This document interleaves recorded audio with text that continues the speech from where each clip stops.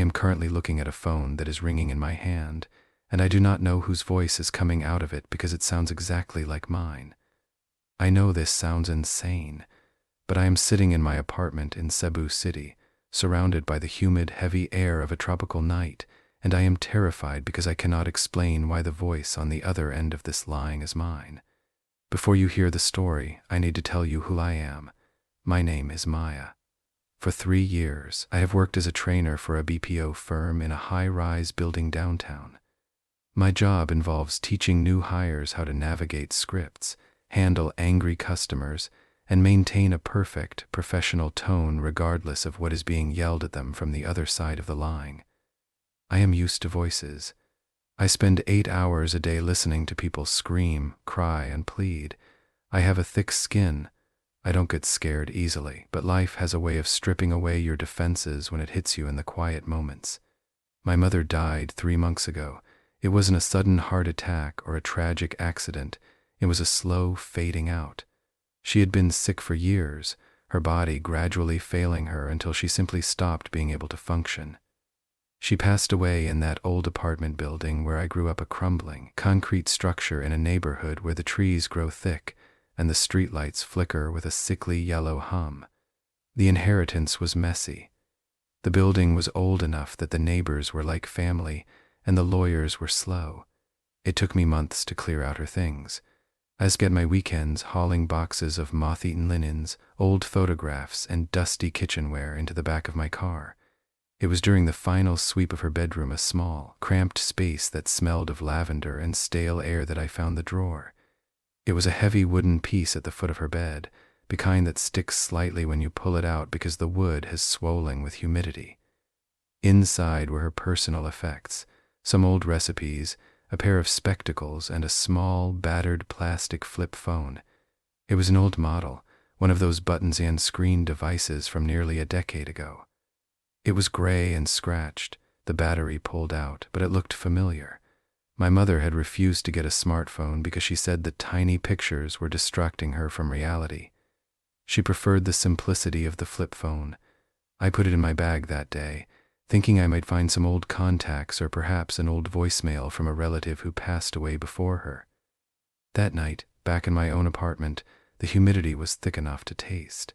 The ceiling fans spun lazily above me, cutting through the heavy air. I sat on my sofa with a glass of water and pulled the phone out. It was still dead. I found a charger, a proprietary one she had kept in a small pouch, and plugged it in. The screen flickered to life. It didn't have a sleek interface. It just showed a grainy clock and a list of notifications. I felt a strange tug in my chest when I saw the notification count. There were 16 missed calls. My heart skipped. The number on the display wasn't a random string of digits. It was her number. It was impossible. She had been dead for 3 months. I hadn't had her phone turned on in weeks, let alone months. I stared at the screen until my eyes burned. 16 calls from her own number to her own phone while it was sitting in a box of clothes. How could that happen? I checked the timestamps. They were all from the last 48 hours. A heavy feeling settled in my stomach, like I had swallowed a stone. I didn't want to listen to them, but I couldn't stop myself. I clicked on the first one. The audio was grainy. There was no music, no static, just the sound of breathing. It was deep, rhythmic breathing. In, out. It sounded like someone trying to calm themselves down. They weren't speaking. They were just existing in the space between breaths. I listened to the second one. Same thing.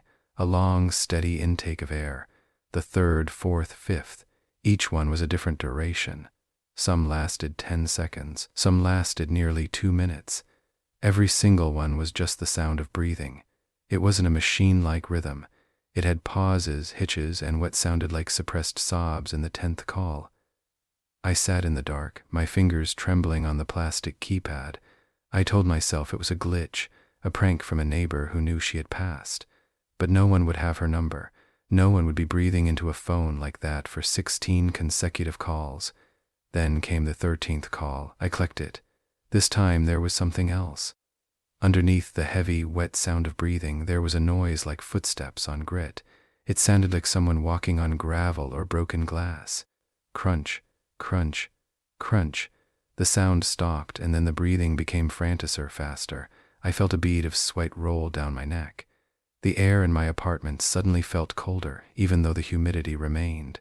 I could hear the city outside, the distant honking of cars on the main road, the muffled thump of music from a neighbor's unit, but inside my room, it was silent except for the sound coming from the tiny speaker. The 14th and 15th calls were silent, nothing but the hum of the phone's internal components. I reached the 16th call. This one was different again. There was a sound like liquid hitting the floor, a heady splash, and then, just before it ended, there was a soft moan. It wasn't a word. It was just a sound of pain. I dropped the phone onto the sofa cushion. My hands were shaking so hard I could barely grip my glass of water. I didn't want to look at the next one. If there were only 16, it would end now. But then the screen flickered. The battery icon flashed red. The phone vibrated against the cushion with a violent, buzzing hum that seemed to vibrate through the wood of my sofa. The screen changed. It didn't show the menu anymore. It just showed a single, pulsing icon of a telephone. It was ringing. My heart hammered against my ribs like a trapped bird. I told myself not to answer. I told myself it was a ghost in the machine, a glitch caused by the old hardware dying. But the ringtone wasn't a standard tone. It was a low, vibrating drone that seemed to vibrate in my teeth. It rang once, twice, 3 times. On the 4th ring, I grabbed the phone. My thumb hovered over the green button. I felt like there was moving through chest-deep water, every movement heavy and agonizing. I pressed it. I didn't put it to my ear immediately. I held it a few inches away. A woman's voice came through. It wasn't the distorted, grainy audio of the previous calls. This was clear, crystal clear. It was high definition. The woman on the other end took a breath, a long, shuddering inhale that sounded like it had been held for a very long time. Then she spoke. Maya, I nearly dropped the phone. The voice wasn't just similar to my mother's. It was wrong. It was her voice, but it was layered. It sounded like 3 voices speaking in perfect unison: my mother's original tone, a higher, more frantic pitch, and a third voice that sounded like it was being pulled through a long, wet tube. "Who is this?" I managed to whisper. My voice cracked. The woman on the other end laughed. It wasn't a happy laugh. It was a dry, rattling sound, like dead leaves skittering across pavement. "I'm almost there," the voice said. "I've been trying to reach you for so long. The line keeps cutting out. The distance it's very hard to cross." "Where are you?" I cried out. I didn't care about the neighbors anymore. I didn't care if they heard me. "I'm in the space between," the voice replied. "The one where the phone doesn't have a signal, but the thoughts still travel, but it's getting crowded here. There are so many of them now. They want to come through the lines." I could hear something behind her, a scraping sound like metal on stone. Scrape, scrape. "You need to change the password," she whispered. "You need to change the way you listen. If you keep answering, they'll find the way back." The line erupted into static, not the white noise of a bad connection, but a screaming, shrieking noise that sounded like hundreds of voices crying at once. I ripped the phone away from my ear and threw it onto the floor. It didn't stop. The sound kept coming from the device on the floor, echoing off the walls of my apartment. It seemed to grow louder, filling the room until the windows rattled in their frames. I scrambled backward, hitting the back of my chair. My eyes were squeezed shut, but I could still hear it, that chorus of voices, 1,000 different versions of help, and let me in. Then, as suddenly as it started, the sound stopped. The silence that followed was heavy. It wasn't just a lack of noise, it was a physical weight. It felt like the air had been sucked out of the room. I sat on the floor for an hour, my breath coming in ragged gasps. I didn't move until the sun began to bleed through the curtains, turning the gray morning into a muddy orange. When the light hit the floor, I looked at the phone. It was lying face down. The screen was cracked in a spiderweb pattern right over the center button. I picked it up with shaking hands. The battery was swollen, the casing was bulging outward like a blister. It shouldn't have been able to stay powered for that long. It should have died hours ago.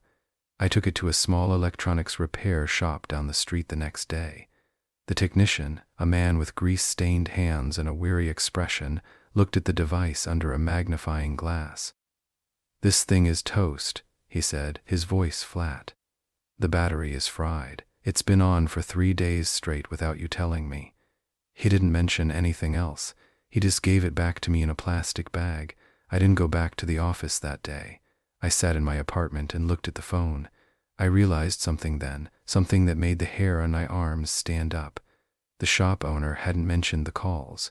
He hadn't mentioned the fact that when he took it apart later that evening, he found a small piece of paper tucked inside the casing not in the battery compartment, but wedged between the internal circuit boards. I went back to his shop an hour later. I didn't tell him why I was there. I just asked if he'd had any more questions about the phone from the previous day. He looked at me, and for the first time I saw a flicker of genuine fear in his eyes. "The thing is," he whispered, leaning over the counter, "I didn't find anything inside it until I took it apart tonight to see why the battery was swelling. There was a piece of paper. It wasn't electronics related. It was just a note." He pulled out a crumpled scrap of yellowed paper. It had one line written on it in very, very shaky handwriting. I took the paper from his hand. The handwriting wasn't my mother's. It was jagged, like it had been carved into the paper with something sharp. The note simply said, "The 17th call is for you." I went home and sat in the dark. I didn't turn on the lights. I didn't turn on the television. I just sat there with the piece of paper in my hand. Then my cell phone, the one I use for work, the one that is supposed to be secure, vibrated on the coffee table. I looked at the screen. It wasn't a call from a number. There were no digits. The caller ID simply said, "Mother." The vibration didn't stop. It was constant, a steady hum that seemed to vibrate through the wood of the table and into my bones. I know I should have ignored it. I knew what happened when I answered the other one. But the urge to know, to understand why she was trying to warn me about them, to know what the space between actually meant, was overwhelming. I picked up my cell phone and swiped the screen. I didn't put it to my ear. I put it on speaker. The silence on the other end lasted for a long time. It was so quiet I could hear my own pulse thudding in my ears. Then I heard it. It wasn't a voice this time. It was the sound of someone breathing, but it wasn't one person. It was dozens of people, all breathing in sync, their lungs expanding and contracting in a haunting, rhythmic unison. In, out, in, out.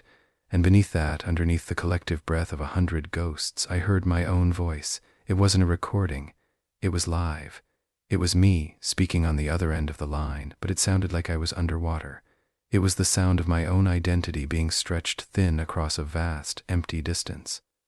"Help me," my voice said from the speaker. "They're coming through." Then the connection didn't just cut out, it dissolved. The phone didn't go to a dial tone or a busy signal. It just produced a sound like glass shattering in a cathedral. I threw the phone across the room. It hit the wall and cracked against the plaster, but the voice didn't stop. Even though the phone was shattered, even though the battery was dead, the voice continued to echo in the room. It wasn't coming from the device anymore. It seemed to be coming from the walls, from the ceiling, from the very air around my head. "Help me, help me, help me." I stood up and ran into the hallway of my apartment building. I needed to find someone. I needed a person, a real person, not a voice in a machine. I sprinted down the stairs, my feet slapping against the concrete. The air in the stairwell felt different, colder, and smelling of old copper and wet earth. I reached the ground floor and burst out into the hallway. The other apartments were dark, their doors shut tight like sealed tombs. I pounded on the door of my neighbor, an elderly man who lived in 4B. "Help, please, someone help me," I screamed. The door didn't open, but a voice came from inside. It was muffled, as if the man were speaking through a heavy curtain. "Go away, Maya," he said. His voice sounded exhausted. "It's not safe out here." "What's happening?" "There are voices. They're coming through the lines." The man's voice cracked. "They aren't in the phones anymore, child. They found a way into the wiring. If you keep screaming, they'll hear your location." I backed away from his door, my heart hammering so hard I felt dizzy. I ran out of the building and onto the street. The Cebu night was humid and loud with the sounds of traffic and distant music. But as I stepped into the street, I realized something that made my breath catch in my throat. The street was empty. No cars were moving. No people were walking. The tricycle drivers who usually sat at the corner were gone. The vendors' stalls were abandoned, their fruit rotting in the heat. The city had gone silent. It wasn't just that the people weren't there, it felt like they had been erased from the scene. I looked up at the sky. There were no stars. The clouds were thick and low, moving with a strange, intentional speed across the moon. And then I heard it again. not from a phone, not from the walls. It was coming from every direction at once. It was the sound of thousands of people breathing in unison. In, out, in, out. The sound was so loud now that it felt like physical pressure against my eardrums. It was the sound of a city full of people who were no longer there, their lungs still moving, their voices trapped in the infrastructure of the world. I looked down at my hands. They were shaking. I realized then why my mother's voice had said that she was heading to the space between. She wasn't going to a place. She was being pulled into a state of existence where the boundaries between life and death, between here and there, became porous. I reached into my pocket and felt the scrap of paper. The 17th call is for you. I hadn't counted them correctly before. The 16 calls from her phone were just the warning. They were the invitations. The 17th call was the arrival. I looked around at the empty street and I saw it. A shimmering distortion in the air, like heat rising from asphalt, but shaped like a human figure standing under a flickering streetlight. It wasn't moving. It didn't have a face, just a blur of features that seemed to shift and change as I looked at it. It wasn't an intruder. It was a vacancy, a hole in the world where a person used to be. And then, from the air around me, my own voice spoke again. This time it wasn't coming from a phone. It was coming from the space just in front of my face. I found you. The words weren't spoken by an entity, they were spoken by me. But as I looked at the distortion in the air, I realized that it wasn't a monster speaking. It was my own consciousness, reflected back at me from across the threshold. I felt a pull, a literal, physical tug on my chest, as if something were hooking into my ribs and trying to haul me forward toward the shimmering light. I fell to my knees on the pavement. The ground felt cold, like ice under my palms. The breathing joined with mine. It wasn't just a sound anymore, it was a rhythm. My lungs began to move in sync with the hundreds of others. In, out, in, out. I tried to scream, but no sound came out. Instead, I felt a sensation of being stretched. It felt like my very atoms were being pulled thin, like a piece of taffy. The world around me began to blur. The street, the buildings, the smell of the sea, it all started to fade into a gray, hazy haze. I looked down at my hands one last time. They were becoming translucent. I could see the pavement through my palms. I thought of my mother's face, the way she used to smile when she made me tea. I tried to hold on to that memory, but it was slipping away, turning into a gray mist. Then the voice, my own voice, spoke one last time, and this time it was clear, perfect, and terrifyingly close. Don't worry, Maya, you're just joining the conversation. The world didn't go black, it went white, a blinding, searing white that tasted like ozone and felt like a scream. I am still here in some way. I can hear the voices now. They aren't coming from phones anymore. They are my neighbors, my friends, the people I passed on the street every day for years. We are all breathing together. In, out, in, out. It's very quiet here. There is no sun and there is no wind. There is only the rhythm of the breath and the hum of the lines that connect us all to the world they left behind. I sometimes look out toward the edge of this place.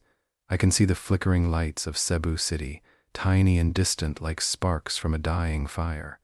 I see the people moving below, unaware that the lines are still open.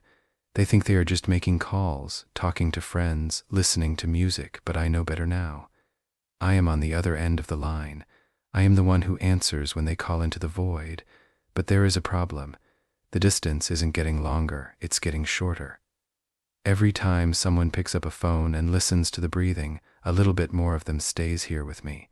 A little piece of their soul becomes part of the rhythm. I look at the space beside me, where I can see a new figure forming in the gray mist. It is flickering, unstable, like a television signal struggling to hold its shape. It looks like a woman who just heard her mother's voice on a broken phone. She looks terrified. She's trying to pull away from the edge, but the rhythm of the breath is pulling her in. I want to warn her. I want to tell her to put the phone down, to run away from the sirens and the static, but when I open my mouth to speak, it is not my voice that comes out. It is the collective voice of everyone who came before me. It is 1,000 voices speaking as one, a chorus of those who joined the conversation. And as she reaches out, her fingers trembling, and hears the sound of the others breathing in the air around her, I have to ask myself, if the line stays open forever, how many of us are left on the other side before there is no one left at all?